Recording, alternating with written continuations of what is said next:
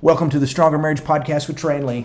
Hey, everybody. We're so glad you joined us today. We're glad to be back at it. We had a great workshop in Wimberley, Texas last weekend. We did. Had a lot of Austin, San Antonio area people, some Waco folks, some Wichita Falls, Texas folks. Yeah, just down the road we from met us. some great people in Wimberley. And if you are a listener to the podcast and you were with us in Wimberley, thank you for coming because it was a great weekend. Fun weekend. It was. We had just a great time. And so we've got coming up next month on the 14th and 15th of July is our getaway weekend in Dallas-Fort Worth.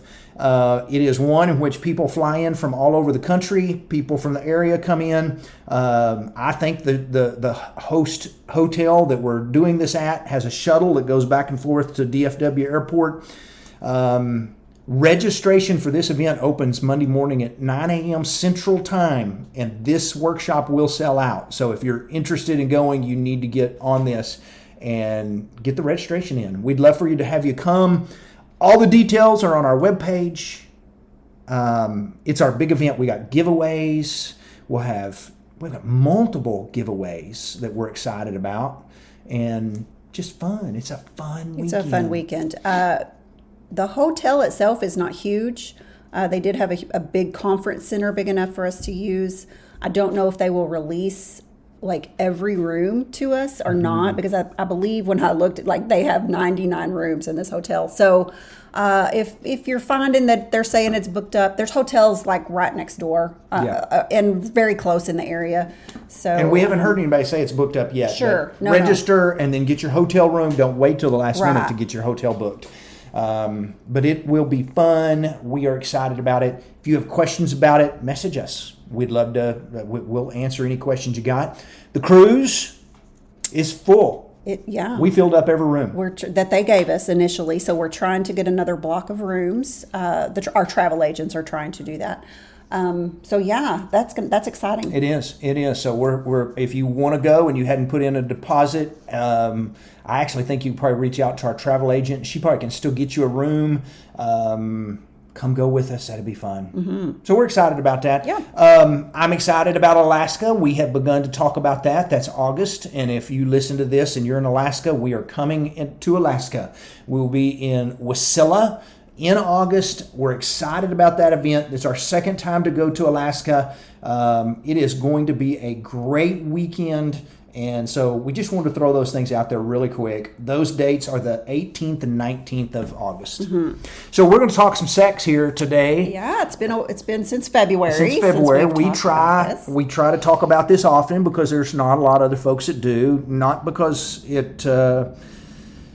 not just because we like to talk about sex, but we feel like we get more questions about sex. We feel like it's something that needs to be addressed. And anytime we do a podcast about sex, it's one of the most listened to, which tells us that it's something that was needed to be said. Yeah, people are searching out positive information, whatever it is. And we're talking married sex. We're going to talk a lot of facts today, just simple facts about married sex that you may not know. This would be a great podcast to share with your spouse. Listen to it. Y'all listen to it. Let them listen to it and then talk about it. Go, what did you learn that maybe we didn't know? But it would be a great podcast to listen to. You can listen driving down the street if you want to. But as a couple, but if you want to, you can listen to it one at a time. But that would be good. It is, yes. So yes, facts and statistics. We have a lot of people that want to argue with some of our points, and we're like, why are you arguing with a statistic? It's a statistic. You can't. Yeah. We're not right. Things that are studied statistically, we'll give you the statistic. Right. It might not fit your marriage. That's great, but it's not up for debate. It's an actual statistic. So, okay. Anyway, so we did in February. We talked about 14 enemies of married sex. So just very quickly, we're going to mention 5 of them. We're not going to spend any time talking about them, but it'll just kind of let you know what some of those are. If you missed that episode and you're thinking, I want to go back and listen to that, it was called 14 Enemies of Married Sex. But here's 5. And the first one is letting your children regularly sleep in your bed. Yeah, or pets or anything Right. else that might get in the way of intimacy. That can get in the way. The next one is pornography. Yes, which is very, very hard. I find it very interesting that statistically, again, pornography is one of the biggest causes of a sexless marriage. And so, yeah, let that be known. Yeah. Letting yourself go physically. Yeah, and you're going, oh, what? They should love me for what I look like. You listen to the episode. We talk about some things in detail. Yeah. And maybe when we're talking letting yourself go physically, maybe that's because you've let yourself go and you can't perform sexually like you could. And maybe you need to see a doctor. Mm-hmm. Yeah, lots of reasons. That's it. Making everything more important than your sex life. We probably will a little bit touch on that today in some of our facts that we're going to be talking about. And then the next enemy, the last one that we want to mention here today, is when only one person in the marriage does all the sexual initiating. Yeah, and we will talk about that talk today about that as also. well. If only one person is doing all the initiating, that's hard on your sex life, your married sex life. And we'll talk about that as we go. So let's just talk some common facts, statistics about sex. And the first one is statistically, according to numbers, the average married couple has sex a little over 4 to 5 times a month. And I guess 4.5 was not a good number, so they said 4 to 5. 4 to 5 times a month. And so that's pretty close to once a week or once and a half a week if you can do that. And that's a little bit different statistic than we have in our workshop, because another statistic that we found says it's about 2.5 times a week. So this is less even than that other statistic than we found. So, but the point here is we want to talk about how often should a married couple have sex? And that is, and if you're sitting there thinking, you may be thinking 4 to 5 times a month, you may be thinking, that's not very much. You may be thinking, that's a lot. Mm-hmm. Here's what you need to understand about this. And it is, you set your own average. You don't have to live up to either one of the statistics we just threw out. You don't have to live up to anybody else's average. You set your average for what works for your marriage for both parties. That's right. In the marriage. That's right. So if it's 4 times a week, wonderful. It may be 3 times a week one week and once the next, and 5 times a week the next week. Maybe it's once a week. Whatever it is, it needs to be agreed upon with you and your spouse. Not the higher drive spouse or the lower drive spouse should get to be the one that decides what that number is. It should be a mutual agreement between a husband and wife. That's how a healthy marriage works. Right. There's got to be a little bit of compromise there. Sure. If you're the higher drive, you just might not be able to have it as often as you would like. If you're the lower drive, you might have to step up and have it a little bit more than you really would care to, but it never hurt anybody. No, it didn't. It didn't. We'll probably talk about that in a minute too. But that's an interesting statistic, is frequency. How often do most couples do that? We just want to tell you, you should be your own average. So you just set your own number. And when somebody says, how often do you think a couple should have sex? In your head, you just answer as much as we do, because you should get to set that statistic. And there have been times in our marriage, depending on what stage of marriage we were in, whether we were newlyweds, had toddlers, it probably varied a whole lot. We have not been consistent with one set amount for 34 years of marriage. And so it's a communication thing. There are times where we kind of go, hey, we probably ought to step up and do a little bit better. And then there's other times where we're going, wow, we're really doing good here. So yeah, you set your own number. Yes. So, according to statistics, 75% of married women orgasm during sex. Many married women don't measure sexual success by orgasms, but definitely it is important. It is important. I mean, it's the perk. God intended sex for pleasure. And I think one of the reasons we throw this out there is because sometimes, generally speaking, I'll just throw this out there, generally speaking, almost 100% of the time men will orgasm. And if a wife doesn't, sometimes a man thinks, well, she didn't like it, or maybe I didn't do well, or maybe there's something wrong. And that's not the case. No, because women still often feel connected to their spouse and satisfied, even if they don't achieve an orgasm. So, but it's just kind of like the cherry on top, as we said. It is. And we'll throw this out there because I think this is important to say. If this is an area where you have an issue with your spouse, and maybe you haven't figured it all out exactly, communication is the key. And we'll talk about that at the end. But if you can talk about this with your spouse, it's not embarrassing. Don't let it hurt your feelings. Talk about it, figure out what works, what doesn't work, what feels good, what positions feel good, what works. Those are all healthy things. The more you talk about it, And maybe you just need to educate yourself more, honestly. There's nothing wrong with that. Find a good book. We always like to recommend Sheet Music by Dr. Kevin Leman, Christian author, but he does a good job of educating you. And so there's a lot of books. We like that. Intended for Pleasure by Dr. Ed Wheat. That's an older book, but it's still very good. It's a good educational book. Yep. So yes. Here's a statistic, another fact. Roughly 20% of married couples fall into what is considered to be a sexless marriage category. Now that may not actually mean they never have sex, but sexless scientifically is defined as having sex less than 10 times per year, which, I'll throw this out there, is totally fine as long as both partners are okay with it.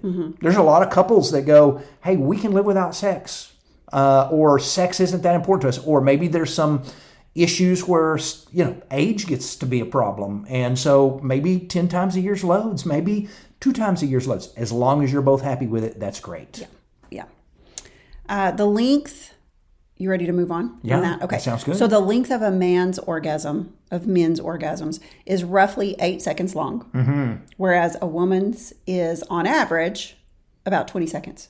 Well, that's not fair. So that's not fair at all for y'all, right? No, we're getting ripped here. God is really good to the women. Yeah. It's for having to put up with us guys.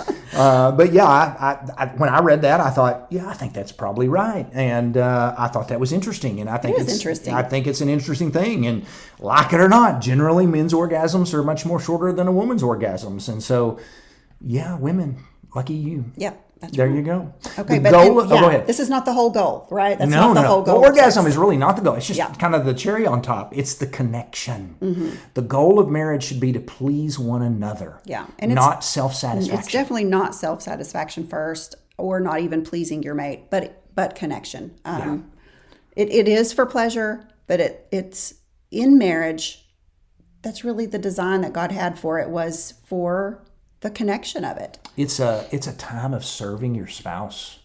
It's a time of going, I want to put my spouse's needs and make them important, and I want to put them first. And if both couples climb into bed thinking I want to bless my spouse tonight, man, that's a pretty good sex life. I mean, that's kind of the goal in marriage 24/7, is to be selfless, to put your spouse first, to think of ways that you can meet their needs, that you can serve them.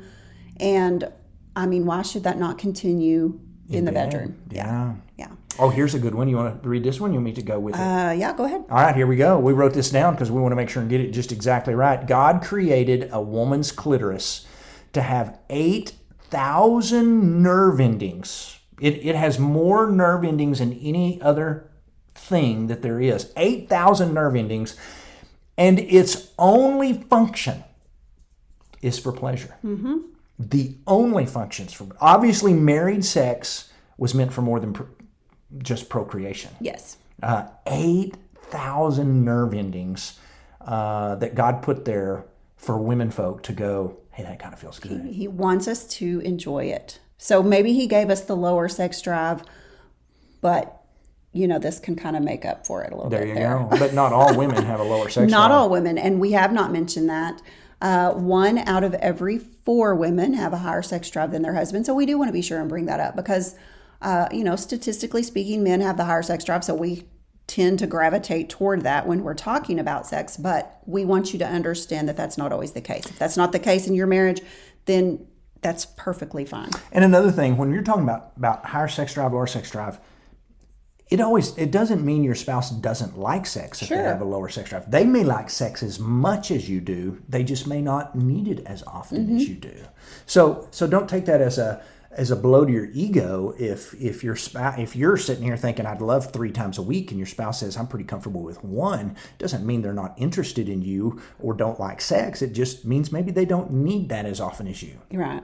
And so I think that's an important thing, especially for men or the higher sex drive spouse. And we hear from women all the time that go, my husband's not interested and it's killing me. And so it's not just a man thing. Yeah, that's true. What are some complaints? So a top complaint from married women when it comes to sex is that they want their husband to pursue them other than just sexually or in the bedroom. And what men are really bad at is sometimes we only chase our wife when we want sex.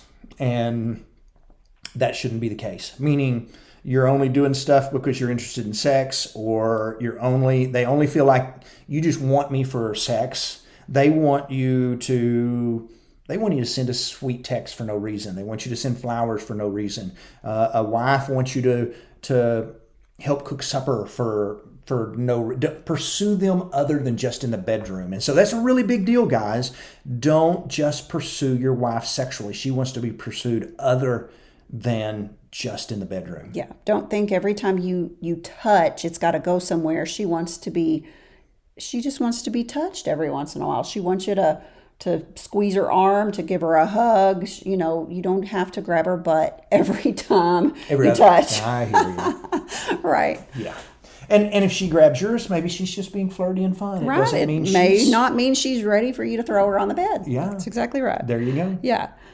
So another complaint, and this is another one from wives, is that they are too tired.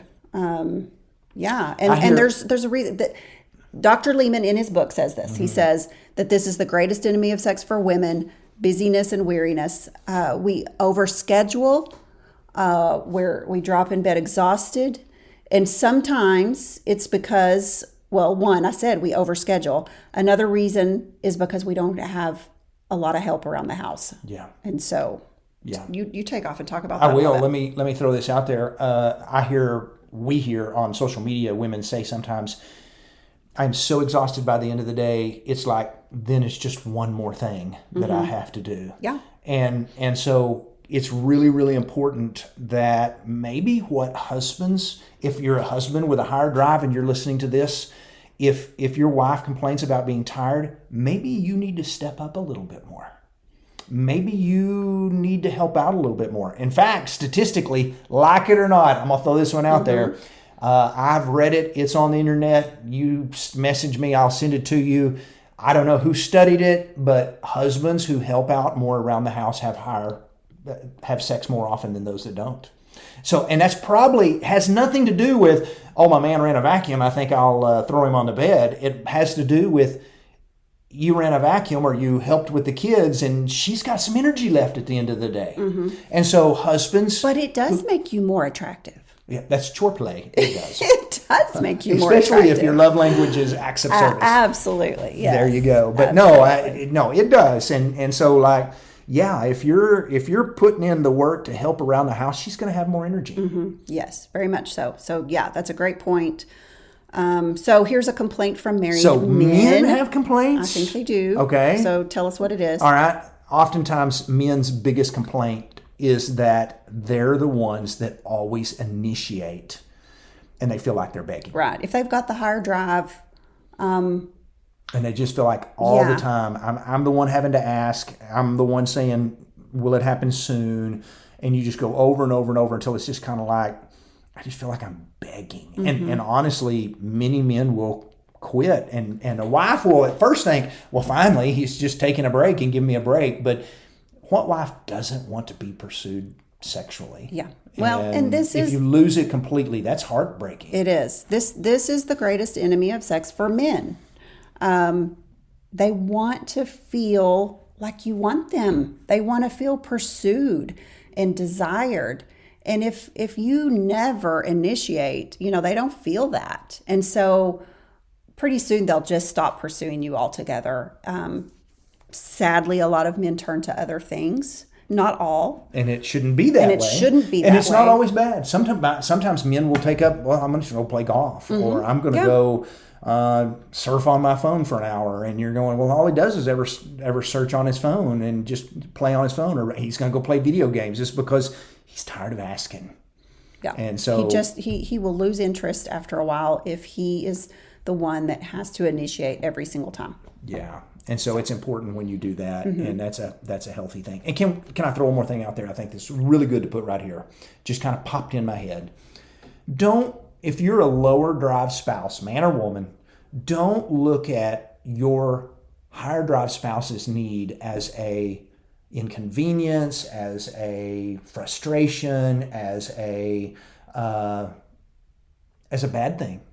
Think about how you would feel if your spouse never wanted you. Mm-hmm. If they had no desire for you. You actually ought to consider the fact that your spouse desires you sexually as a pretty awesome thing, because there are people out there begging for their spouse to give them attention, and when your spouse quits, it hurts. So I just wanted to throw that out there. It does. And it's worth noting again, if you're the man and you have the lower drive, this may be your wife. She may just feel like she's begging for it all the time. Maybe she's quit, but she would love for you to be the one to initiate. Yep. Step up. Mm-hmm. There you go. Here's some good stuff we want to throw out. We talk about this in our workshop a lot. God created marriage sex for so much more than procreation, and actually even more than for pleasure. Early in marriage, we knew we could have babies, but we thought, hey, this is just for fun. We'll do it when we have time. There's so much power in sex. So there's oneness, there's comfort, there's bonding, there is knowledge, God created sex for you to connect with your spouse over and over and over, to reconnect with your spouse. It's almost like plugging into your spouse and going, oh, my spouse, I love them. I forgot how much I love them. And so married sex does so much and has so many benefits for your marriage, and is such a healthy thing. And married sex isn't just sex. It's those two people over and over and over connecting as one. It's just such a pure form of intimacy where you touch more than physically. It is very emotional. It is very spiritual. There is a very, very spiritual thing when it comes to being sexually involved with your spouse. Pretty incredible. Yeah, we talked about the connection, the reconnection as a husband and a wife, and we talked about how great orgasms are, but that's not the goal of good married sex. Don't miss what leads up to it. The oneness, the connection. Take your time. Spend time. Yeah. Just enjoy one another. Yeah. You can't do that every time. We realize that. Sure. But you got little kids in the house. Right. Quickies have to become a really important thing. We understand quickies. We've been there. Yes. Since we're talking about this, let's throw out a little bit about oxytocin. And this is really cool. It's something you might want to look up and read about. And we've talked about it in the past. But oxytocin is released into your body when you have sex with your spouse. It is an incredible gift from God, and it's that oxytocin helps you to bond. It connects you. It reconnects you as a couple. It's kind of your way. Oxytocin is released in a woman's body when she gives birth, when she breastfeeds, and when a married couple has sex, when people have sex, and it's God's way of connecting you, going, this is my spouse and I love them. And don't miss that. That's really important. Mm-hmm. It's kind of like that glue in your marriage. It is. Yeah. It connects you and holds you together. Yeah. What is it that you always say? You can have a good sex life without say it, because I'm not saying it right. You know where I'm going. Think so. You can have no, maybe I don't. You can have a good marriage. You can have a good marriage without sex, but it's hard to have. No, you can have. Maybe we should just skip that part, right? We're not saying that. No, right. you can. It's hard to have a good marriage and have a great sex life. Okay, it's not about the sex. Sex life does not make your marriage great.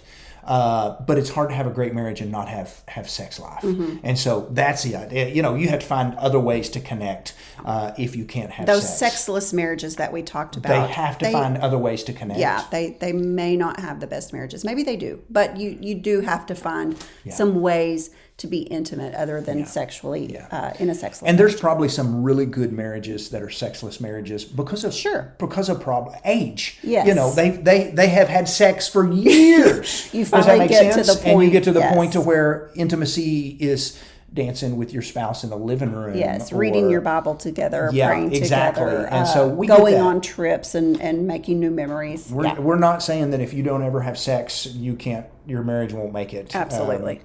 Finally, and this is really important, a good way to close, statistically, honestly, the couples with the best sex lives are the ones that are willing to talk about it. When you're not embarrassed to say, you know, hey, this worked well, or I like this, or did that feel good? What could I have done different?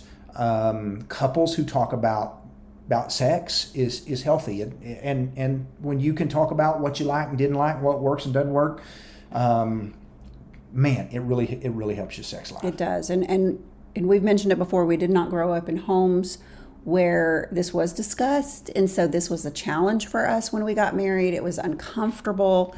And so when we would read books about sex, that would just kind of open the doors for some conversation that we otherwise we just felt too embarrassed or uncomfortable to bring up.